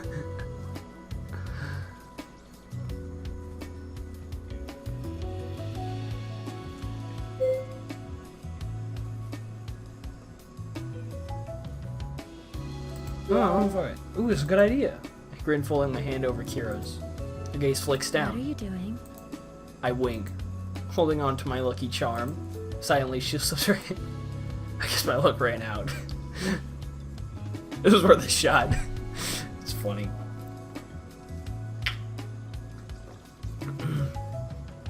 Continue on our way. As we approach the offering box, someone exits, nearly running into us. Sorry. Daisuke. This is a reference, for sure. Miyamoto. I glance up and see a guy who looks to be about our age. It's okay. We're about to pass him when he stops us. Oh, wait a minute. You're friends with Kosei Nakahara, right? Uh-oh. We freeze. How does he know that? I take another look at him, and although he wears the same school uniform, I don't recognize him. He must be an upperclassman. I glance at Kira, but she doesn't recognize him either. Yeah. His grin broadens. Oh, good. I thought so. Can you pass on a message for me? Who are you? Sorry. I should have introduced myself. I'm Daisuke Miyamoto, and I'm on the soccer club. Oh, I see. So that's how he knows Kosei. He must have recognized me from when I helped Kosei practice. We forgot to give these invites to everyone at tryouts. He passes me an envelope. Look, if you wouldn't mind getting this to Kosei, I'd really appreciate it. I've got a ton of people to hand these out to, and you'd be doing me a huge favor. Sure, that's fine. He breathes a sigh of relief. Great, thank you. That helps me a lot. I've got more people to track down, so I won't disturb you any longer. Thanks, pal. Thanks again. No problem. With a final smile, he jogs off. Kira looks at him expressionless. It must be tough trying to track down everyone from tryouts. Yeah, he's lucky he ran into us. She nods. Anyway, should we go to the box? Yes, let's go. Together we step up towards the offering box. The main hall is right nearby. From here, I have a pretty clear view inside. I peek in, but there are too many people to spot me clearly. A moment later, Kira grasps my arm.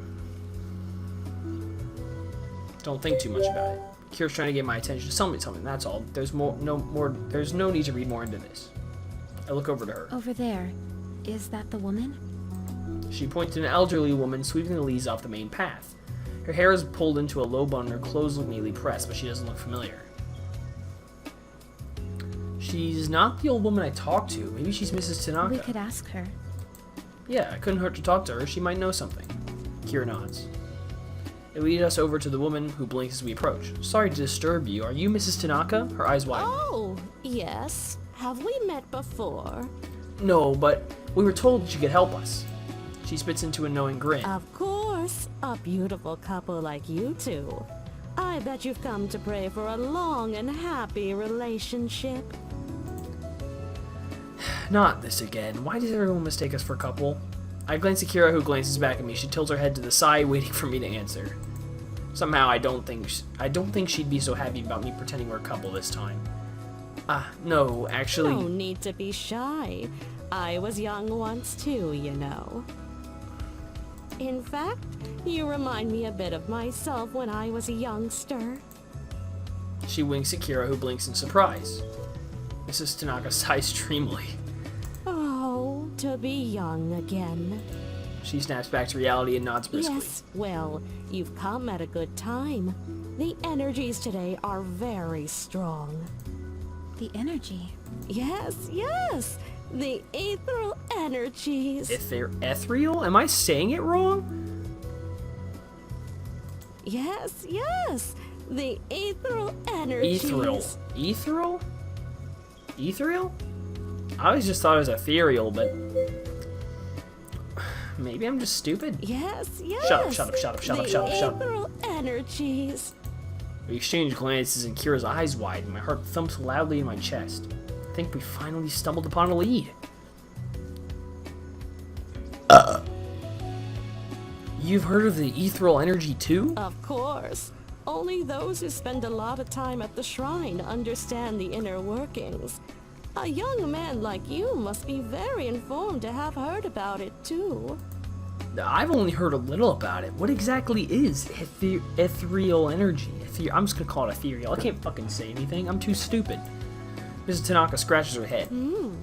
That's a very good question. It's just the magic of the shrine, I think. The magic of the shrine? That's not reassuring. That's right. The thing that grants wishes. Yeah, but what is that? The ethereal energies. Right, but how does that work? You know, I'm not too sure.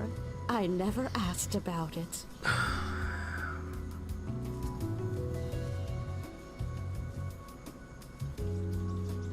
I want to go home. I'm fucking done with this shit, dude. I swear to God. The excitement I felt the moment before quickly ebbs. How did you learn about ethereal energy? See, ethereal. Okay, I'm not stupid. I'm not stupid, okay? I'm not. I'm not stupid.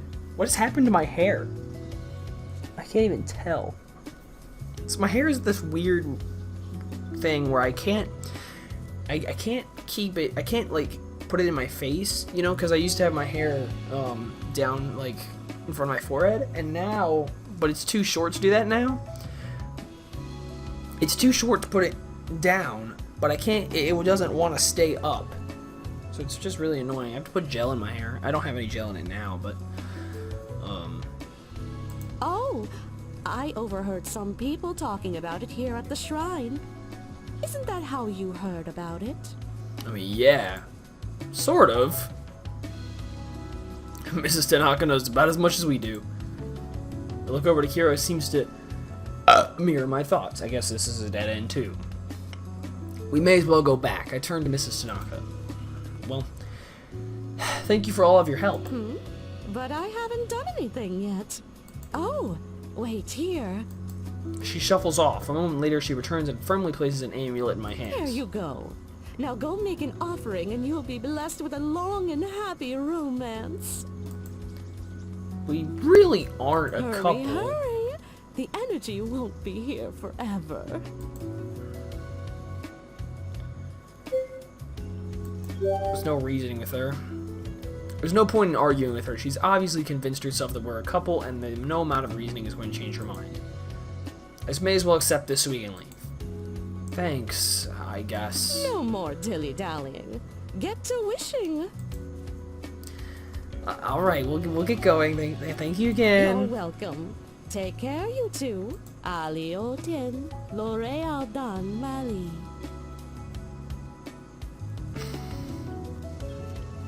What? Kira and I freeze. Whatever she said is definitely not Japanese. In fact, I don't think it's any recognizable language. What's that phrase you just said? Nandesu? Alioten, L'Oreal Don Mali. It's a phrase I learned here in the shrine. Doite. I don't know how you fucking say that. What does it mean? I think it's a parting. That's how I've heard it used.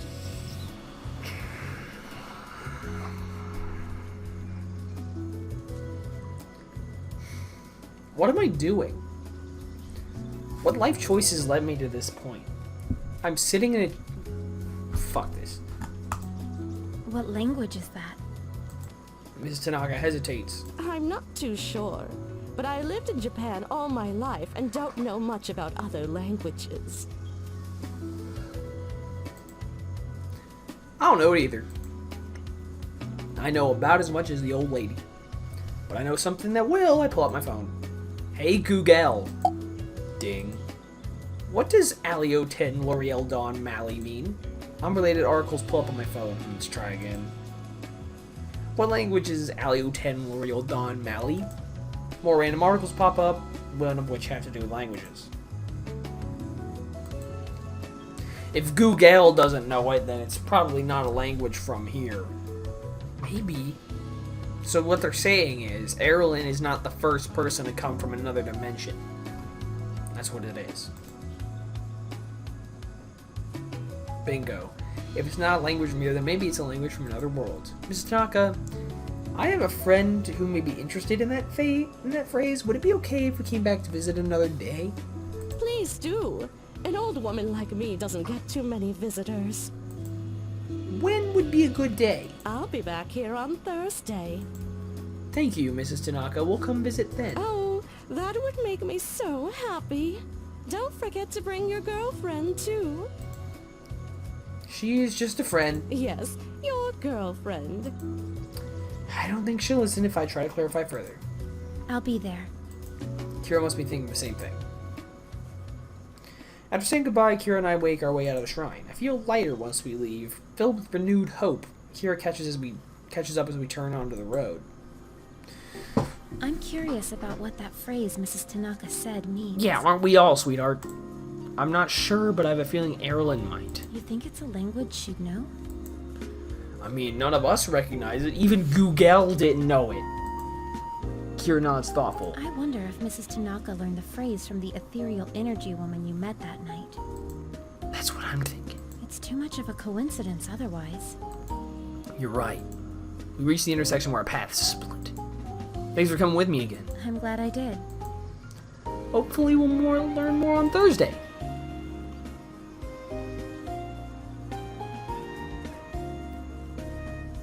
Don't bring it to me. Kira nods. I'll see you tomorrow then. Yeah, see you. After a brief wave, we head home in our separate directions. I pick up the pace and hurry home. My chest is nearly bursting with anticipation. I'm eager to tell Erlen we have a lead. I make it home breathless and aching. Immediately, I go up the stairs 2 at a time, then knock on Erlen's door. Come in. She's lounging on her bed, flipping through a book when I enter. Yes. I was just at the shrine looking for that old woman when we learned a very interesting phrase. Instead, would you like to hear it? Is that what you interrupted me for? She turns back to her book. Your common phrases don't interest me.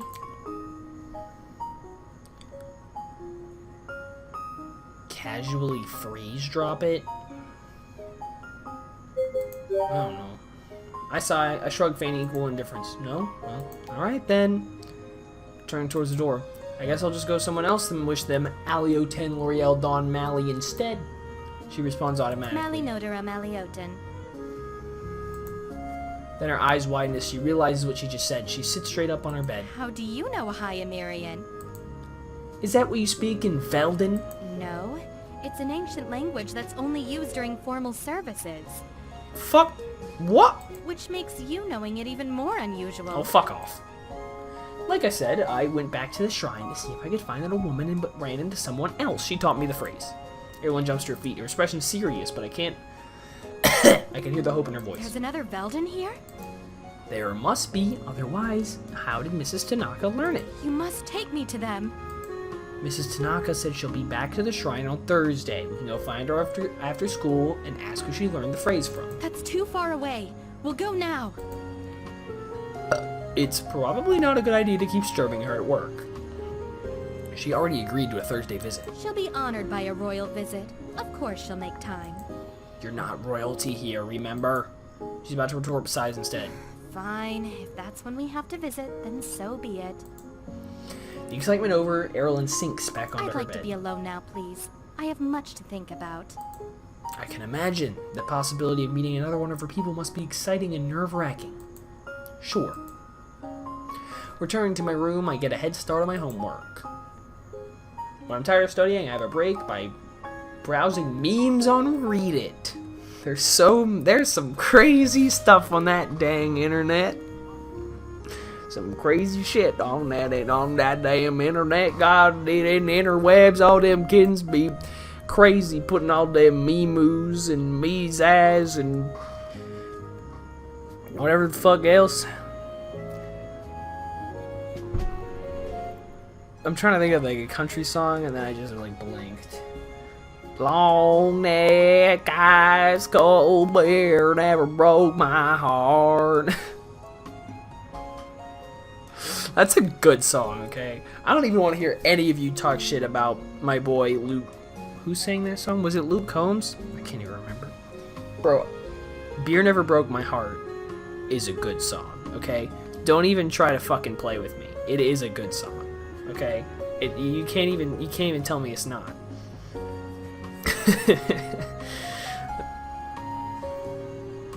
There's some crazy shit on that goddamn internet. Eventually it's late time for bed. Bitch, going down yelling timber.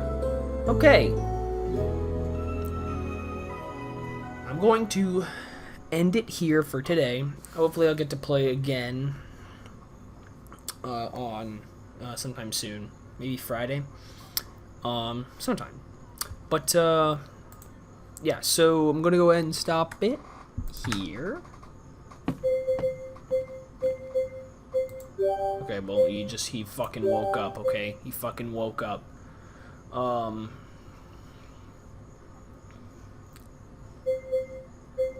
Yeah, we can, overwrite that. Okay, so yeah, I'll do for this one. I'll see you guys again soon. I don't know when I'm posting these exactly, but yeah, it's been a week since I did the first one of this, so hopefully I'll get to do this again a bit sooner. So yeah, see y'all soon, whenever that is. Goodbye.